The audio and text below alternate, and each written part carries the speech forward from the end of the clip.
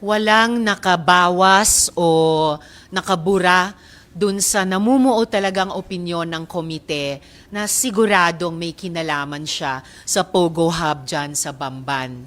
Mas matibay na ebidensya na siya nga ay Filipino citizen. So nananatili talaga. What's up mga kayon? Welcome back pa rin syempre dito lang sa Joe Malone TV.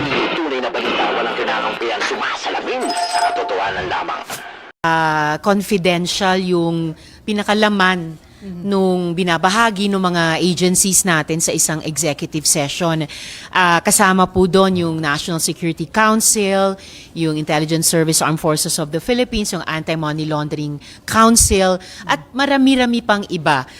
Pati po yung Interagency Council Against Trafficking na matagal nang kasama ng Senate Committee on Women sa aming investigasyon laban sa Pogo, sa mga issue niya ng prostitution, illegal recruitment and detention, yung matagal na pastilla scam at ngayon yung tumatagal at lumalawak na usapin ng human trafficking, cyber scamming, money laundering at mga aspeto din ng national security. So, mailalarawan ko lang kung ano yung mga paksa na talakay.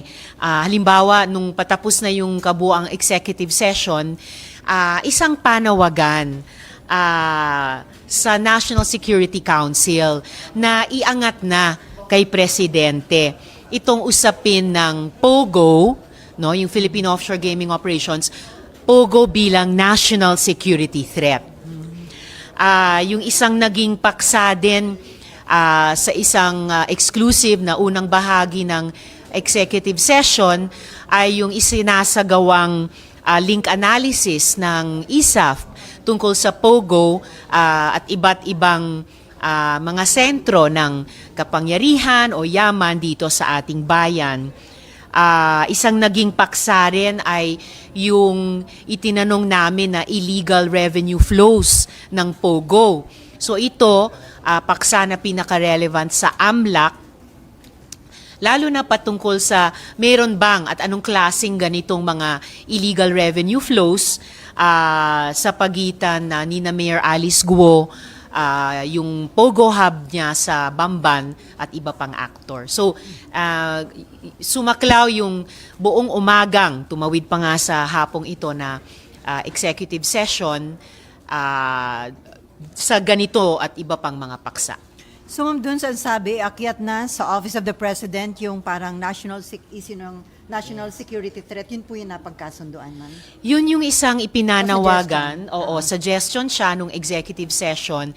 Kineri ko po talaga bilang chair na tulad nung ipinanawagan ko na ilang beses kay Presidente na iban na ang POGO, patigilin na ito, palabasin, paalisin na sila sa ating bayan. Na-raise din yung ganyang panawagan sa executive session at nasabi po namin directly sa NSC. Bilang sila yung council o body sa loob ng gobyerno natin na pinaka-concerned sa usaping national security. Ma'am, the mere fact na hindi nyo nga pwedeng ibulgar dahil executive session, pero masasabi ba natin na mabibigat yung mga informations na na-share sa inyo ng ilang mga government agencies? Mabibigat ang concern ng ating mga government agencies dahil pati sila sinusubaybayan nila syempre bukod sa sila'y resource persons dun sa investigasyon ng Senate Committee on Women tungkol sa kabuang madilim na kwento ng POGO sa ating bansa, lalo na sa puntong ito na particular iniimbestiga namin yung POGO Hub sa Bamban at yung kinalaman at personahe ni Mayor Alice Guo dyan sa hub na iyan. At ma'am, dun sa na-share nila ng mga informations, na-establish ba yung nationality ni Mayor Guo at gayon din na-establish ba yung connection niya sa POGO at sa ilang mga criminal activities? Walang nakabawas o nakabura dun sa namumuo talagang opinyon ng komite na siguradong may kinalaman siya sa Pogo Hub dyan sa Bamban.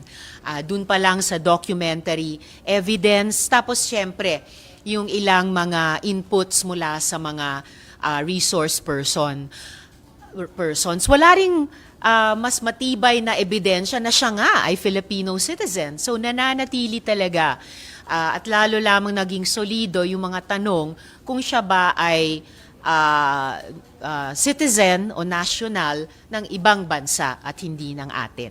So what will happen next, ma'am, after nitong executive session? Ano yung susunod na magiging hakbang ng Committee on Women? Kailangan pa namin magkaroon ng at least isa or ilan pang briefing, particular halimbawa mula sa AMLAC, tungkol nga dyan sa issue ng illegal revenue streams. At pagkatapos nun, ay pwede kaming magtakda ulit ng pagdinig na even sharper, even more focused than we have been so far tungkol sa mga isyung lumabas, tungkol sa POGO in general, at in particular tungkol sa POGO Hub sa Bamban, in particular kay Mayor Alice Go, at lalong-lalo na dun sa lumilitaw na aspeto ng money laundering dito at sa ibang bansa, sa rehiyon, at pati yung mga concerns tungkol nga sa national security. Ma'am, may na-report po ba sa inyo na merong panibagong POGO Hub dyan sa Pampanga ba na ni-raid ng mga authorities ng PAO? Yes, balita nga po namin sa pamamagitan din ninyo sa media, ni-raid po sa Porac. May naging concerns pa nga kung ito ba ay na-leak, ito ba ay nasunog, pero kung ano pa man, nairaos po iyan at malamang makakarinig na tayo sa kanila soon kung ilan ang kanilang na-rescue na human trafficking victims doon at ano pang ibang mga aspeto ng o anggulo ng POGO doon ang kanilang iimbestigahan na. Okay, Marlon. Ay, sorry. Oo nga pala. When you say raise it to the president is a national security threat, what do you mean by that? Ano yung pinapagkasunod? Ang panawagan sa executive session na sinusuportahan ko ay in effect nasabi ko na rin dati kay presidente ng ilang ulit na siya na habang nakapagsalita ng at least minsan ng Senado dun sa committee report ng Senate Committee on Economic Affairs sa ilalim ng kanyang dating chair na si Sen. Sherwin, na paalisin na ang mga POGO sa loob ng 3 buwan, habang hindi pa yan na-actionan, ang executive naman ay pwede ding umaksyon. Kung si Presidente mismo ay magsabi na paalisin na natin ang POGO sa Pilipinas sa loob ng kung ilang buwan, pwede nang magsimulang mangyari yun eh. So ngayon, ang inaasahan ko ay mismong ang National Security Council bilang body sa gobyerno na may shop, kumbaga mandato tungkol sa national security, ay sana i-bring up na rin nila ito kay Presidente para makapagsalita na sila tungkol sa usapin ng POGO bilang national security threat. May representative po yung NSC sa May representative din po sila, kaya naipahayag po namin sa kanila yung ganyang panawagan. Di ba si Presidente po mismo yung chair ng NSC? Yes, sila. Sa advisory body, hindi pa napag-usapan yung photo sa serious threat to our national security. I doubt na hindi pa nila ever na pag-usapan ito. In fact, nabalitaan din namin ilang beses sa inyo, sa media, na mismo ang National Security Advisor ay nagsalita tungkol sa POGO bilang isang concern nila. So hopefully ay dinigin ng NSC yung aming panawagan at dinigin din ni Presidente na pag-aralan ang POGO kung ito ba ay national security threat at kung yan ang mabuo nilang opinyon, ay sana umaksyon si Presidente laban sa POGOs. After your executive session, mas nakakaalamaw ba para sa inyo yung sitwasyon ngayon ng POGO sa Pilipinas? Definitely. Mas nakakaalarma dahil walang reassurance na hindi ito banta sa ating mga komunidad o hindi ito banta sa ating pambansang seguridad. At ilang taon na itong problema ang mga POGOs mula pa ng panahon ni Duterte, ang dami-daming masasamang epektong dinulot, napako yung mga pangako nung simula na na-excite ang iba na magdudulot daw ng economic gains. Di naman nangyari yun. Ang laking utang sa buwis, tas yun na nga, ang daming masamang epekto sa ating mga komunidad at posible sa ating bayan.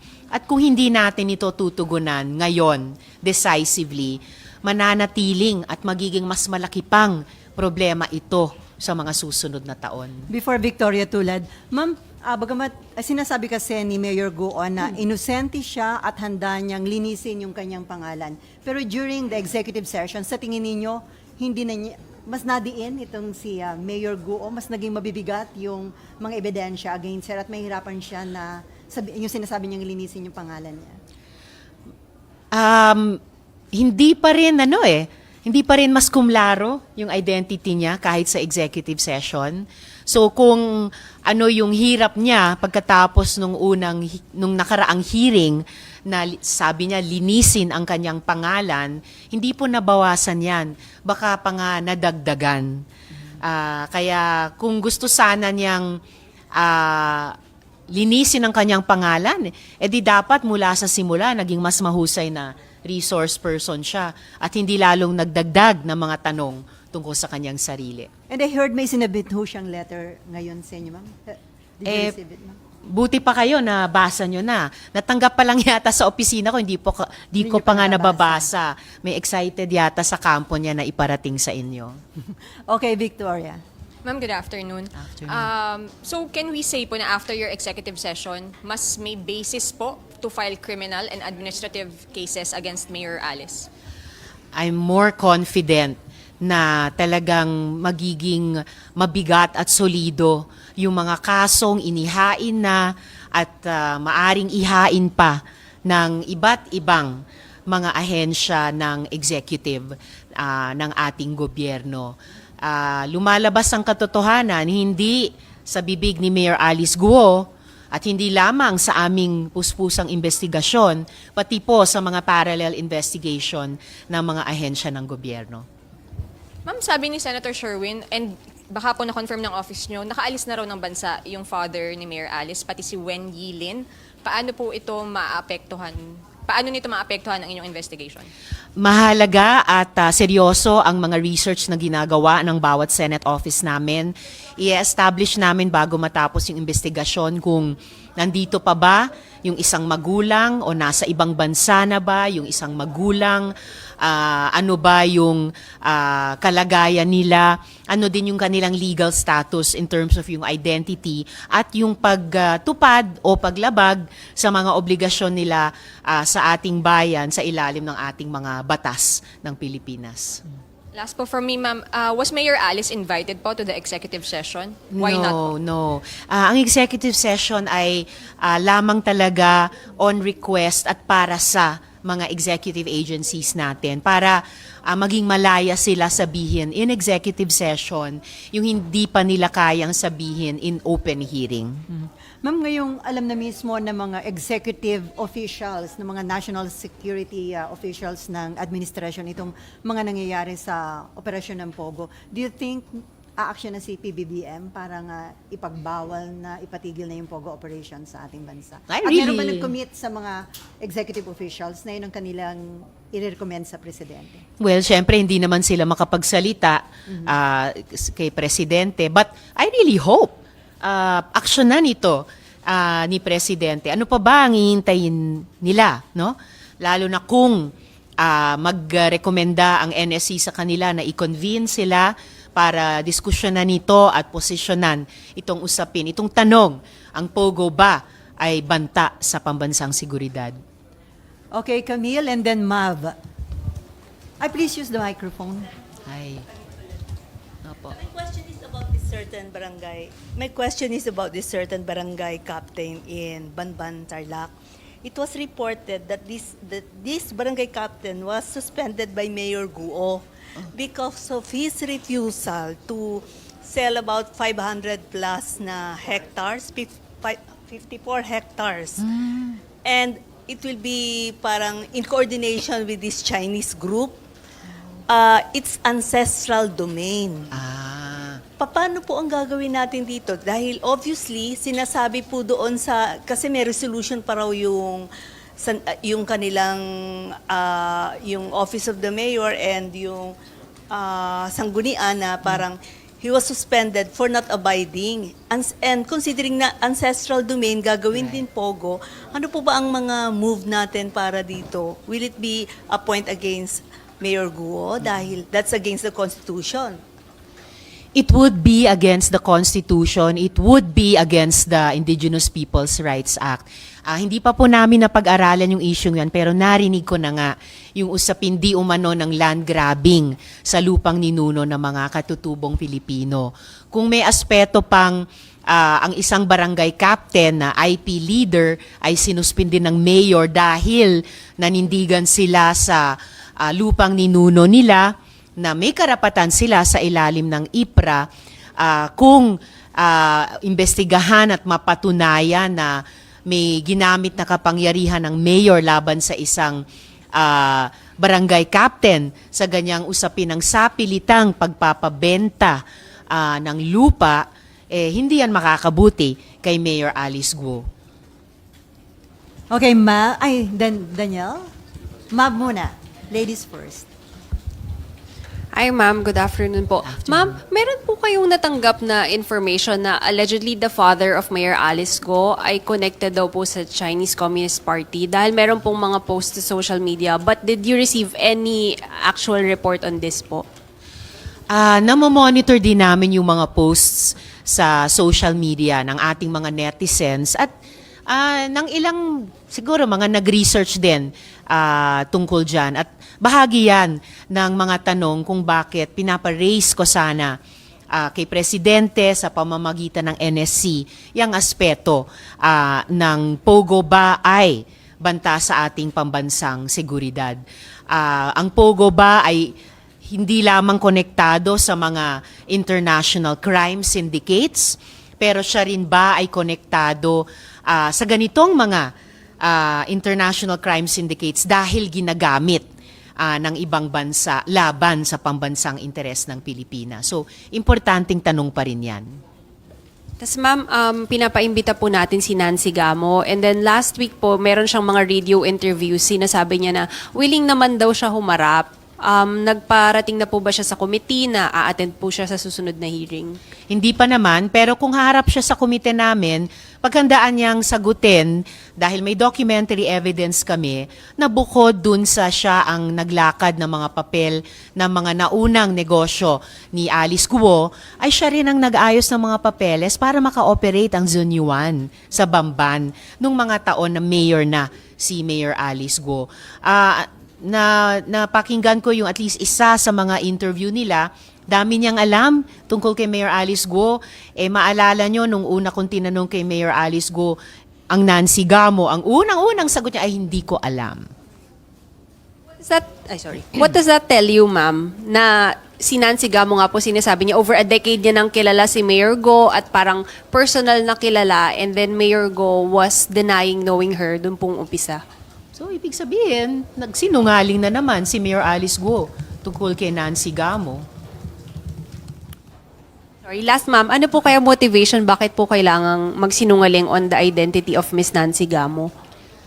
Siguro, kailangan magsinungaling kung may kailangang itago. So, kung ang pinaka-iniimbestiga namin kay Mayor Alice Guo ay yung kanyang link sa Zunyuan, baka ayaw din niyang i-confirm ang pagkakilala niya sa kahit sino pang ibang tao na may documentary evidence na kami, may link din sa Zunyuan. And then Danielle. Afternoon. Ma'am, si Senator Jinggoy po ini-insist na allegedly meron daw partner si Mayor Guo na parang allegedly involved din daw sa Pogo. Do you intend na invite din po ba yung sinasabing partner daw ni Mayor Guo? Sa ngayon, hindi po. Hindi po. Inaalam lang namin yung personal life ni Mayor Alice Guo sa pagkakonekta niyan sa kanyang legal identity at sa legal personality para gawin o di dapat gawin yung ibang mga official acts niya.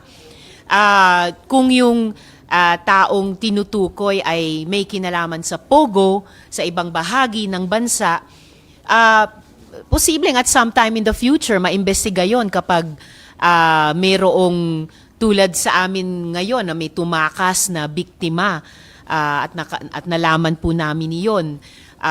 Or kapag magfa-fact find sa POGO sa buong bansa, halimbawa kung tatalakayin ito ng NSC. Pero sa ngayon, wala pong balak pa ang komite imbitahin yung taong iyon. Okay. Hi, Senator Bons from Rappler. Ma'am, balikan ko lang po yung sa SALN. Kasi di ba during the last hearing before, she presented two. June 30 and then July 1, and then you question bakit biglang bumaba. So tanong ko lang po, is your office looking into this? Kasi may precedent before, during the Corona impeachment trial before yung sa Senate din, merong at least 6 public servant na na-dismiss because of minor infractions sa kanilang SALN. So is this another ground for disqualification for the mayor? Sa ngayon, if it will lead to that, then pang-reinforce siya dun sa ibang mga procedure, halimbawa sa COMELEC or sa ombudsman ba yon, yung isa na posibleng matanggal sa posisyon. Pero just as surprisingly contradictory documents, yung pagtanggal ng mga 7 real assets as land properties mula dun sa unang SALN of 2022 papunta dun sa pangalawang SALN of 2022, 1 day apart lang. Yung pagtanggal sa mga business interests dun sa pangalawang isinumiteng 2022 SALN, talagang pwedeng lumabas na paglabag dun sa obligasyon naming lahat ng mga nagtatrabaho sa gobyerno na magbigay ng kompleto at totoong statement of assets, liabilities, and net worth. Ma'am, si retired Brigadier General Jerry Zamudio, may pinadala po siyang mga information na parang sa tingin niya warrant sa Senate inquiry. Galing daw ho ito sa isang dating Deputy Director General ng National Security Council. Ito ho yung mga details. Kaugnay po ito ng, sabi niya, ay significant presence and activities ng mga Chinese doon sa isang island sa Cavite. Nandito po yung ilan, kasi ang haba-haba na sinabi niya. Approximately 30,000 Chinese nationals reside and work on Pogo Island, Cavite, formerly Island Cove Resort. And then all consumables such as beer, snacks, and soft drinks served and sold on the island are China-made and packaged. There are at least 2,000 Filipino construction workers on the island housed separately. The island employs an airport-style entry system with computerized, colored, and numbered passes.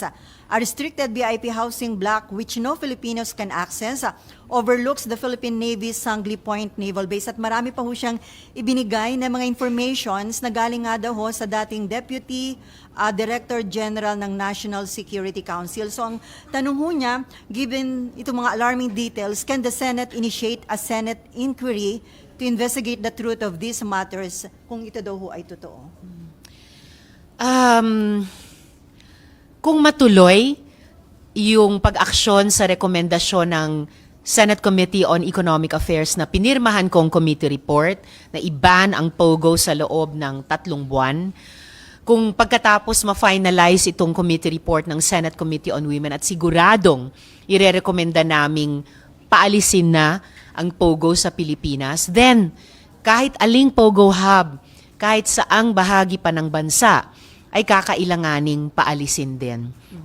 Pero may initial info na kayo tungkol nga dito sa Island Cove? Yung ganitong mga inputs mula sa social media sa iba't ibang netizens natin at iba't ibang mga manunulat. And then may mensahe siya sa inyo, ma'am, na sabi niya, an inquiry is crucial for ensuring the sovereignty, security, and well-being of our nation. I trust in your commitment to safeguarding our country and hope that through your efforts, the government can take immediate steps to address these concerns. Yun po yung message. Maraming salamat kay General Zamudio. And i-follow up po talaga namin yung panawagan sa NSC at sa pamamagitan ng NSC, panawagan kay Presidente. Okay, Marlon. Yung binanggit ni Ate Selly, di ba mas interesting yun kasi yung yung Island Cove, malapit na malapit talaga siya sa naval Sangley base Point. natin sa Sangley Point. Yeah. And actually, even before that, may mga ganong concern na na yung pagtatayo ng Pogos doon, baka parang smoke screen lang siya to surveil yung naval base natin sa Cavite. That's why yung tanong sa NSC at kay Presidente kung ang POGO ba ay banta sa national security. Dahil may ganitong posibleng aspeto sa lahat ng POGO hubs dito sa buong Pilipinas. So, kaya interesante whether that hub or others dahil sa ganong aspeto. Kung ano lang po yung pwede nyong ma-share, Senator, kasi yung binabanggit nyo na national security threat, can you mention even a few instances or issues discussed during the executive session na pwedeng hindi i-share sa public? Bakit nyo nasabing national security threat na yung POGO? Nung simula ng executive session, akong nagpaalala sa lahat na executive session ito at subject sa rules ng Senado. Kinaya kong talakayin yung ilang mga paksa na tinalakay namin. Pero sigurado sa pagdating ng susunod na committee hearing, open hearing, public hearing, mai-surface na namin yung ibang mga punto na by that point in time, mas na-finalize na at hindi na subject ng ongoing operation or ongoing investigation. Eh ma'am, i-follow up ko lang, in case na inyong imbestigahan itong sinabi ni retired General Samudio, mahalaga ba na humarap yung former Deputy Director General ng National Security Council kasi siya yung nag-share ng information? Si General Samudio? Sa kanya. Siya yung nag-share sa kanya yung... siya ba mismo yung former? Tinatanong ko. Sabi niya natanggap niya yung message niya yun for a former Deputy Director General ng NSC. Okay. Posible, maimbita sila, but at the very least, yung kasalukuyang NSC ay tatanungin dahil sila din naman ang dapat may institutional memory ng lahat ng mga information or intelligence na mayroon ang council. Cecil and then Nino. Apo, Ma'am Cecil sa Star. Ma'am, while you mentioned that you have gathered substantial information during the executive session, ano pa po yung ina-expect natin na hahanapin sa mga susunod na hearing po? Well, if-finalize na lang namin, ano pa ba yung, sino-sino pa ba yung mga resource persons na dapat naming imbitahin? Alin pa bang mga anggulo ang dapat talaga naming ipin down? Merong bang anggulo na dapat bitawan na namin?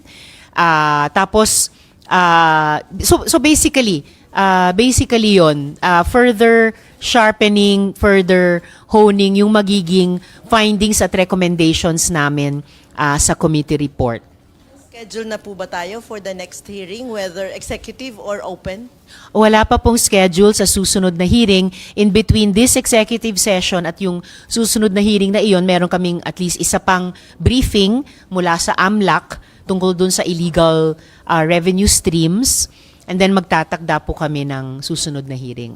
Present, ma'am, ano na yung pieces of legislation that you could sense na pwede nating itulak na nakuha natin doon sa mga previous hearings ng GUO? Marami-rami na rin. Starting from pagpapalakas ng implementasyon ng mga batas nating pumoprotekta sa mga kababaihan at mga bata, yung related labor rights na nilalabag sa illegal recruitment and detention, yung maraming lumabas sa aming investigasyon sa ang tawag nito, yung pastillas scam, including yung pagpapalakas sa mga immigration-related na batas natin, lalo na't higit na naging high-tech ang human trafficking for one.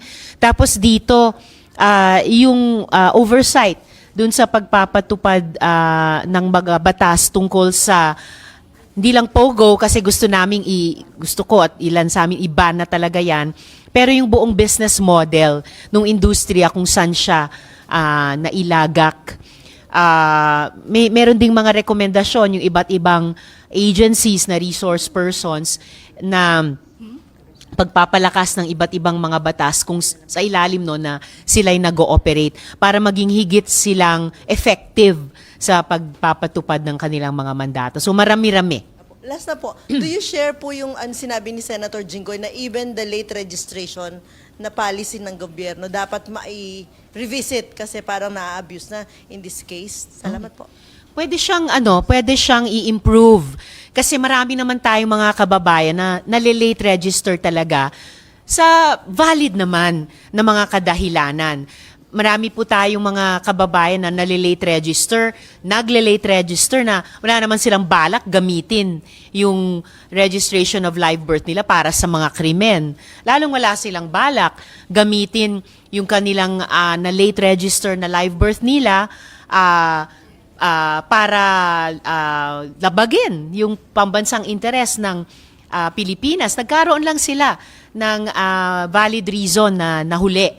So, siguro tulad nung may bago kaming naipasang batas, di ba, yung Automatic Birth Rectification Act, ay baka pwede ring pag-aralan namin paano i-improve yung ating late registration system para hindi makasangkapan ng mga may masasamang balak tulad mukha dito sa aming kasalukuyang investigasyon, pero para din mas mabuting mapaglingkuran yung mga legally naman, legit naman, naghahabol lang talaga ng late registration of live birth at makatotohanan at hindi contradictory yung mga impormasyong ibibigay nila para makuha yung registration na yon. Nino, JB, Nympha, and then Mark.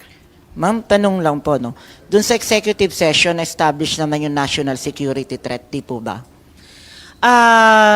Sa tingin ko na-establish na threat ang POGO sa national security. At kaya hinihiling ko na si Presidente at sa pamamagitan ng NSC ay pag-usapan na ito. Ang maraming impormasyong ibinibigay sa kanila over the past several years ng iba't ibang executive agency. Siguro napapanahon na pumosisyon sila bilang NSC at bilang ang Presidente. Ma'am, na-establish din po ba kung gaano kalaki yung sakot ng national threat na yun o anong level na doon sa executive session? Yun ang iniimbestiga pa. Pero at the very least, nagpapasalamat ako na yung mga ahensya na dumalo sa executive session ay pinag-aaralan talaga itong anggulo ng POGO kaugnay ng pambansang seguridad at umaasa ako na pagdating ng susunod na public hearing, mas masasabi na nila and publicly ano na yung posisyon nung kanilang department o agency at paano nila aaksyonan ito. And I'm hoping na aaksyonan ito hindi lamang ng legislature pero ng executive sa isang coordinated na paraan. Dahil mukhang coordinated din ang aksyon ng mga POGO na ito. Ma'am, doon ba sa isa sa magiging recommendation nyo, ay encourage nyo lahat ng senators to sign sa isang resolution na hinihiling ng i-abolish talaga yung POGO? Dati nang may majority numbers namin na committee members ng Committee on Economic Affairs sa ilalim nung nakaraang chair niya na si Sen. Sherwin. Dati na kaming pumirma ng ganyan. So, kumbaga, minsan nang may sense of the Senate na ganon. So, sana ma-adapt na ito in plenary at sana dahil kayang gawin ito ng mas mabilis kesa pa sa amin sa Senado, sana umaksyon din si Presidente. Siya na ang magdesisyon at magsabi, paalisin na yung mga POGO. Thank you, ma'am. Okay, JV. And then Nympha and then Mark. Okay. Sen, JB po from IBC 13. Kung si Senator Jinggoy naman doon yung tatanungin, sabi niya kasi kahapon, he's not totally in favor of banning POGO kasi kung pwede yung mga illegal lang talaga mapapatunayan, tapos kung pwede, more than 50% na magtatrabaho ay Filipino. Tsaka it create more jobs din daw po. So would you more jobs daw. So would you consider this o talagang total ban po tayo? Total ban pa rin, with all due respect sa SP Pro Temp. Kasi dati nang pangako yung maraming trabaho sa mga Pilipino. Konti lang at mas marami pa nga sa naging empleyadong Pilipino ay naging biktima. Di namang empleyadong enjoying their full rights as working people. Ano pa yung isa? Kahit yung mga legal na POGO, yung nabigyan dati ng PAGCOR ng lisensya, more than 200. Kalaunan, 190 plus ba yon na sinuspinde din ng PAGCOR? Tapos di rin nila masiguro na lahat ay sumunod. Kasi baka at muka yung iba, tulad nitong dating Hongsheng na naging Zunyuan na lang, ay nagpatuloy pa rin sa operation. Nagkunwari pa ang Zunyuan na may provisional license sila na pinasinungalingan ng PAGCOR mismo. So mukhang kahit yung nagsisimulang legit or legal na POGO or POGO na may lisensya nung una, nagmo-morph din nagmo-mutate na nagiging illegal, tapos dumadako talaga sa human trafficking and crypto scamming, at nitong huli, lumalabas sa aming investigasyon, dumadako din sa money laundering at naitatanong pa yung anggulo ng pambansang seguridad. Okay, Nympha. Thank you. Good afternoon, ma'am. Ma'am, only if you can confirm this publicly po, na-confirm ba, ma'am, sa executive session kung meron ng surveillance and hacking activities dun sa POGO sa Bamban? Patuloy pang inaalam po iyon. So, bahagi yan ng kabuoang tanong na ang POGO ba ay national security threat, kaya sana ay posisyonan na ng NSC at aksyonan na ni Presidente. And then, ma'am, sabi nyo kanina, napatibay dun sa executive session na may national security concern yung presence ng POGO. Nakuha nyo po ba yung commitment ng NSC that they'll bring it up with the President? Para sa akin, tumibay ang basehan na i-raise yung serious concern na yan ng POGO bilang national security threat. Hindi ako magsasalita para sa NSC doon sa executive session, pero loud and clear yung panawagan silang mag-convene, pag-usapan ito at sana kalaunan aksyonan ni Presidente. So, umaasa ako, sana ay maisagawa nila ito. And ma'am, kung ongoing pa yung investigation dun sa hacking and surveillance, Yes. ano pa po yung ibang possible basis dun sa yung possibility na ito yung national, yung sinasabi nyo nga na national security concern na yung POGO presence? Well, yung kung may connection ba yung mga personahe na kasama ni Mayor Alice Guo sa kanyang pamilya o sa kanyang yung sa Zunyuan mismo, may link ba sila sa mga state actors doon sa China? Yung kanila bang POGO operations ay nagiging cover para sa paglabag sa ating mga batas? Ito man ay tungkol sa money laundering o iba pa. So, yan po yung ilan sa mga anggulo sa tingin ko kung bakit buhay na buhay yung tanong ng POGO at national security. And isa na lang, ma'am, ano yung nakikita ninyong senaryo kung hindi ipatitigil ang POGO ASAP? Di magpapatuloy lang ito. Itong lahat ng mga masasamang phenomenon, itong lahat ng mga krimen, iniimbestiga na namin ng 4 na taon. Ibig sabihin, more than 4 years nangyayari ito. More than 4 years sinasagawa yung mga krimeng ito. More than 4 years. Of course, mula pa nung panahon ni Duterte na nilalabag ang karapatan ng ating mga mamamayan, lalo na yung mga vulnerableng sektor. So, ano pa bang iniintay natin? Gusto pa ba natin na magpatuloy ito? Bakit? And then Mark. Yes, hi, Sen. From Philippine Star. Ma'am, during the hearing, you mentioned the case of the $3 billion money laundering case in Singapore, and 2 of those involved are yung mga kasosyo ni Mayor Guo sa Baofu. Ano? So does that establish that Mayor Guo is somehow linked to the money laundering case in Singapore, since you mentioned alleged money laundering? Because in Singapore, it was mentioned that 2 of those accused, si Zhang and Li Lin, yung kasosyo nga niya po na dalawa ay may real estate daw po sa Pilipinas. So does that mean that this web of money laundering of Mayor Guo extends also to Singapore? I really think so. At ito yung isang itatanong namin sa briefing ng AMLAC sa komite, yung illegal revenue streams. Kasi bakit may ganyang kalalaking mga pera na allegedly na money launder nung kanyang 2 kasosyo, maiisip tuloy, teka, ang laki din ng sinasabing halaga ng kabuoang Zunyuan complex na yan. Paano nakapasok at nakaikot sa ating ekonomiya kung walang malinaw na sources, sina Mayor Alice Go at kanyang mga kasosyo. So, it's a very reasonable suspicion na kailangan naming imbestigahan. Ang pera ba para dyan ay galing sa money laundering. Ma'am, other issue. Si former Health Secretary Duque, inamin niya na si former President Said that itong 40